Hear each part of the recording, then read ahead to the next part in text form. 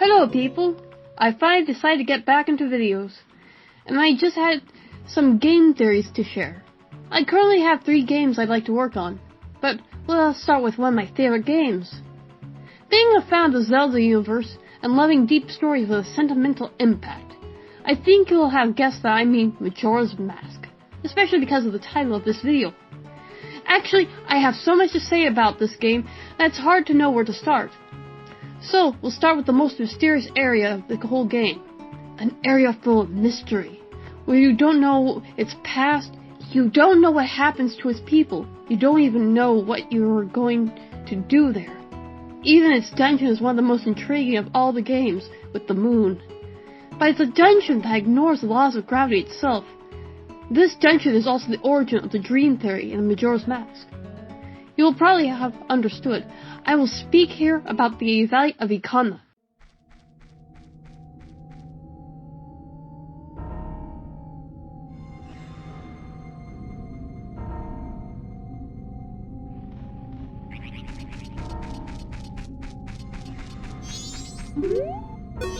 Hello, I'm not a robot, I'm just second, an honest thief. Welcome to Ikana Land, the land of the dead. In here, it's Halloween every day, except the 30th of October. By the way, you have a really cool sword? Can I steal it? Oh no, a red potato, my only weakness. To begin, let's talk about the most intriguing building in this area, the Stone Tower. First of all, who could have built it? Well, I found 3 possibilities. The Ikanians, the Gorons, and the Gorons. Why the Gorons? Because the Valley of Ikana is a perfect place for people who eat rocks. Unless the rock of Ikana isn't eatable. It seems that the Gorons' diet is quite strict, as they can only eat the rock of the Dodongo's Cavern, the rock sirloin, or the Goron embers from Phantom Hourglass. And since we don't have any Gorons in Ikana, one might think that the Gorons have nothing to do with the tower. And yet, the entrance to the top of the tower looks like a Goron's head. Some may say that it's a Nichiron, not a Goron, but both work. If we translate Nichiron, Nechi means imposter, and Ron is a suffix of Gorons. So, would they be fake Gorons? Not only the resemblance is striking, but add to that they are both stone monsters moving by rolling like a ball, and are associated with the explosions. And you will see that 2 are the same. Because, yes, as a reminder, it's the Gorons that make bags of bombs from Dodongo's stomach. Rather curious, because this race was supposed to be extinct, or at least in Ocarina of Time. The Gorons wanted to mention the Dodongo kings instead. It's true that they ask us to hunt the Dodongo, but the only one who disappears in the cave after our passage is the king. So it's quite possible. In short, the Gorons also make bombs out of the bomb flowers who grow from the Dodongo's cave because they need the darkness. They are also the ones who made the famous powder barrel, etc. As for the Nichiron, they seem to be unstable Gorons who explode at the slightest touch. My theory is that the Nichiron are Goron zombies, which would explain their emotionless expression and the efficiency of the light arrows compared to the other arrows. The other people who could build the stone fortress are the Gorons, but since the Gorons are seen as the enemy's Ikana, the tower is in Ikana's domain. There is little chance that this is the case. So why do people see a link between the tower and the Gorons? Because of the presence of the Garo master in the tower. But if you look closely, he enters the room through a hole in the ceiling, a hole that would later be discovered to be a portal leading to the boss room. So the Garo master didn't come from the tower, but from the boss's room, which we'll talk about later. But while we're on the subject of the Gorons, what's their story? What could have caused their losses? They are people of ninja, and we learned after having defeated them that their tradition is to die, leaving no corpse. That is the law of us Goro. This means that the Goros commit suicide by exploding in case of defeat, as we see in the fight against the Garo Master. The Garo Master definitely a ghost too, as we can still hear his laugh after his disappearance. The Gorons would have all died after a failure, but which one? It's simple. The one of the infiltrating Ikana's castle, reputably impregnable. As we can see in the game, no Goron is in the castle, but it seems they managed to pass the first door that we can't open. How did they do it? By causing a hole in the wall next to it. The Ikanians have moreover plugged this hole in a hurry by putting a block that only they could remove thanks to the power of the treasure Ikana, the mirror shield. But another question arises. If the Gorons don't come from Ikana, then where do they live? The world of Termina is quite small, because the Guardians can be found in the 4 zones at the extremity of the game. The 5th zone is in the center of the world. While the Guardians are supposed to be at the ends of the world, so we are supposed to have seen almost all of Termina, including the place of the residence of the Gorons, so where can it be? There is a place with a symbol seen nowhere else. A cave hidden behind a waterfall. A perfect hiding place for assassins. This symbol is a snake with a heart in its mouth, as if to say, beware, this cave contains trials to obtain a piece of its heart. The heart is missing in the original game. The only problem is that this place is a place of worship, not a residence. So where did the Gorons live? Being a people wanting to be discreet, they probably camped under the stars, and often moved around to go unnoticed. Explain the absence of trace of this people, but this cave may still be a place of worship for the Gorons. One also finds in this cave mask in the shape of a heart, such as the mask of Majora. We already know that the mask belonged to the ancient tribe that used it for curse rituals. So what if the Gorons had launched a curse causing the destruction of Ikana? Personally, I don't believe it. Because it seems to me that there were 2 battles. Some people might think that Majora's mask is from Hyrule, not Termina. But then why don't we see Majora's mask on blocks and switches in Termina? I don't think Skull Kid would have taken the time to install these puzzles, especially since the dungeons were present long before Skull Kid got the mask. Anyway, the cave remains a mystery. The stone tower was probably built by the Ikanians, possibly with the help of the Gorons as mentioned before. But for what purpose? Because it's clearly not just a simple fortress, so what is it? Well, the Zelda universe is often based on existing cultures. It seems that this time it's the Babel's Tower. As a reminder, this tower was made by humans, and when they all spoke the same languages and were united, this tower was to show their greatness and to reach the heavens. The heavens being the domains of the gods, to show how big their egos were. God took this as a disrespect and cursed the humans to prevent the tower from being finished. A curse that has made all humans speak different languages, causing them to disperse. Bonus fact, a Babel city is a noisy city where you can't even hear your own thoughts, or a multicultural place. Even analyzing the music of the dungeon can be interesting. So let's start with the most useless info for the theory, but still interesting. We can hear a kind of triple note called a tritone, which is seen as a demonic note, and which has been placed here on purpose to give a feeling of discomfort, because the note is extremely difficult to reproduce with the voice.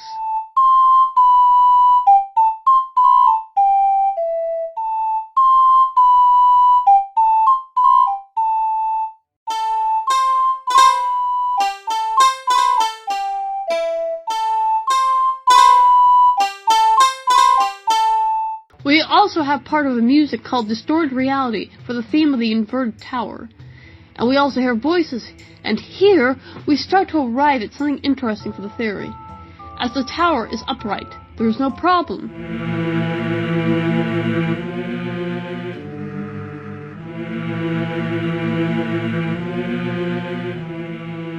But when the tower is upside down, it's like hearing damned skulls screaming in pain.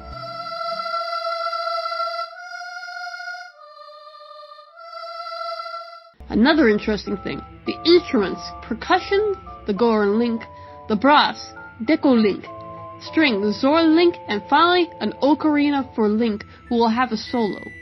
And when the tower is reversed, the ocarina is replaced by a flute who is Skull Kid.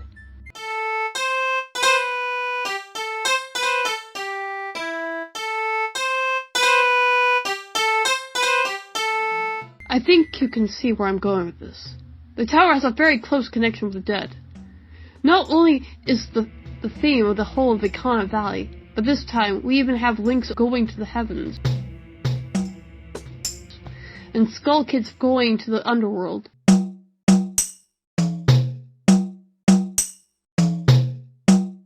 Another theme of death, a mini-boss being literally a reaper. Little info is about him. He's actually a lich, hiding his soul in an orb. So what if the stone tower was a gateway to the world of the dead?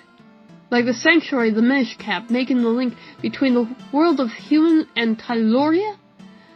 The world of Minish is called Tyloria, only in the French version for info. Its name has never been mentioned anywhere else. That would mean that the boss room is actually an entrance to the world of the dead. Still more logical than a desert in the sky or a peaceful plain in the moon. This would place the world of the dead in the sky, by the way, so everything fits in the theme. Just one more thing. We see the symbol of Majora's mask in the boss room, so whoever made Majora's mask probably also made the stone fortress for being able to get to the world of the dead. In short, Ikanians have built a passage to the world of the dead. But why? Possibly to play with life.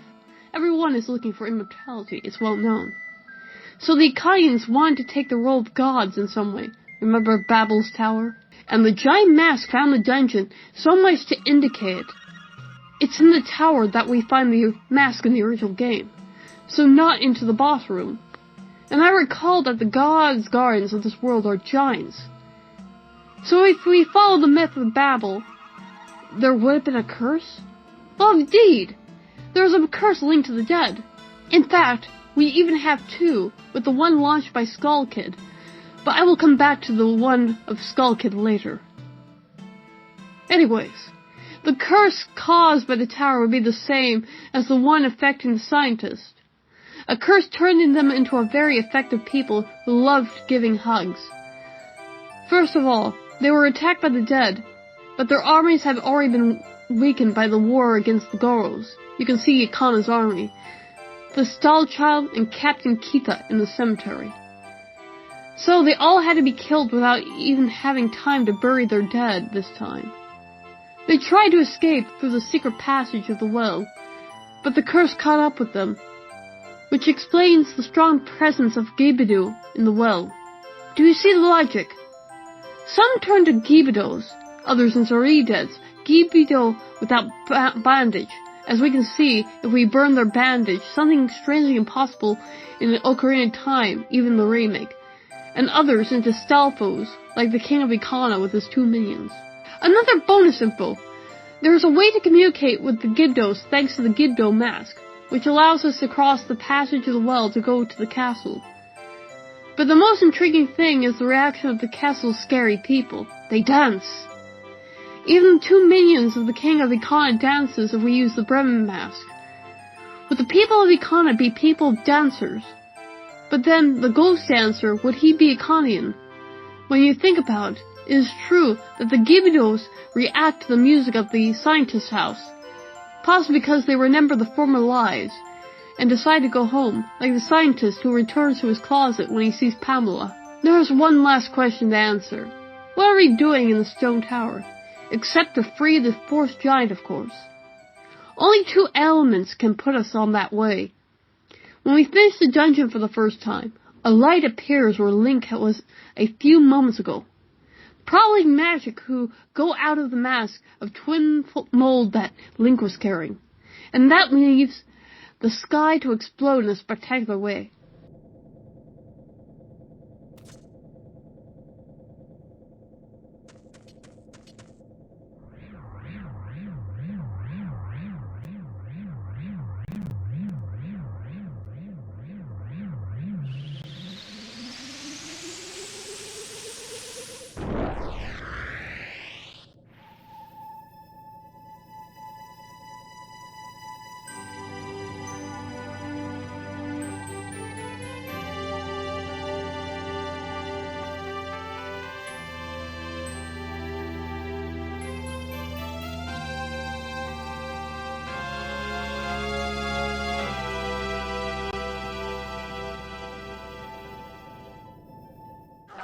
The other element is what the King of Econ says once he's defeated, yelling at his minions who are bickering.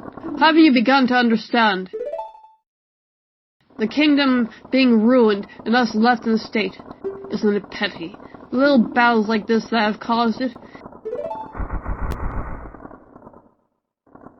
Believing your friends, embracing that belief by forgiving that failure.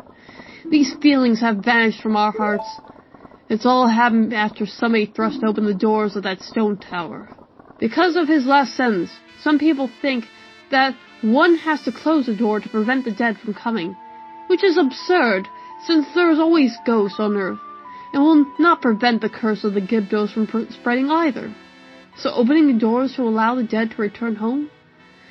That would be to understand the sentence of the King of Econ in a wrong way. And we still see dead people in the Ensignac, the King of Econ and his 2 minions.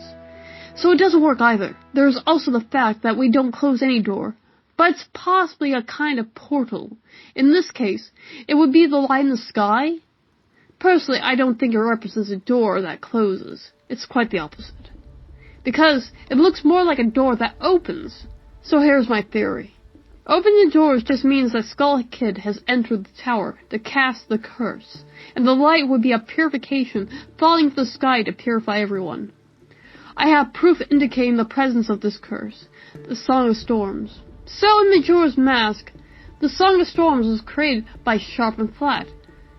Then is also the case of Ocarina of Time. It is possible, but it would be the musical brothers of the Ocarina of Time then.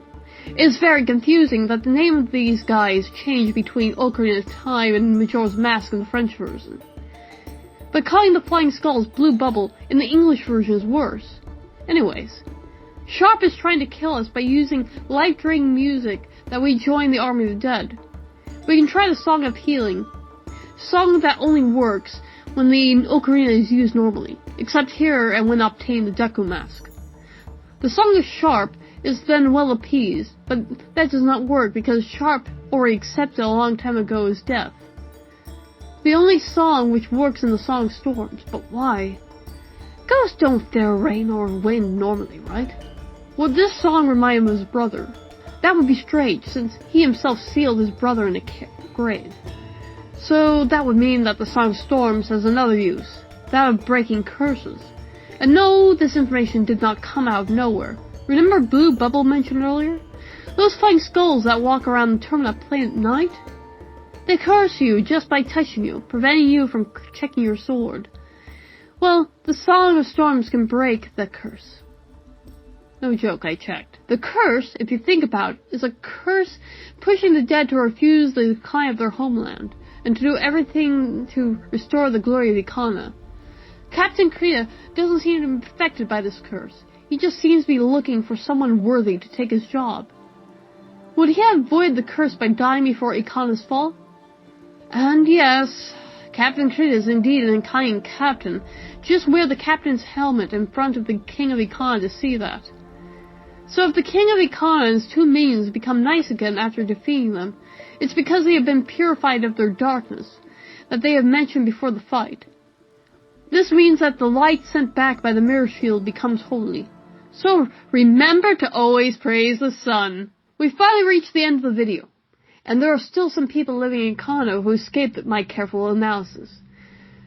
The soul seller who ends up being appeased once his friends are appeased, as if he feels alone in the afterlife. His friends being mini-bosses wanting their revenge, or a family of 4 noble sisters who didn't find worthy opponents while they were alive. And finally we have Sakon the Thief. Hello. Who probably came to Ikana because it was a deserted place, so perfect to hide, and possibly also to steal the treasures of Ikana. And finally, after many attempts, this video is finished. It was long and complex to make. Finding all the different details, being choked by the Song of Healing, who doesn't work with the other instruments. I still really don't understand why. Finding new elements of theory, and have to remake it again 3 times. Making a montage, but lost the folder, and having to remake it again, and etc. It was long, laborious, and why I just wanted to make a French version, and an English one? Did I just forget that I have also a game to program and a book to write? But hopefully, I helped. The voice you heard right now isn't mine. It's the voice of a fabulous friend who accepted to make some recordings for me. 2 times. And I finally made some details to correct after that, but if I start to try finding perfection, I will still be here in the next 7 years from now. So I thank him for his helpful help, who was really helpful. He's minespatch, another YouTuber. Link to his channel in the description. You could make a better video than me, but not this long, and make excellent content about Yuppie Cycle. It's like that. I discovered him. I was able to talk to him in the official server of Baroque Decay. This link is also helpful in the description. Wait, did I say he was really helpful? Because he was really, really helpful. Oh, and I also thank the Zelda community on the server engouement of Captain Hype. Actually, I still give the link in the description. Without this community, I will never discover the link between the Song of Storm and the Bubbles. This name still triggers me. Okay, now that this video is finished, I can finally talk about Yuppie Cycle! Wait, I still didn't talk about Play on the Moon, the story of Skull's Kid. Let's turn. And did this work? And even in the end.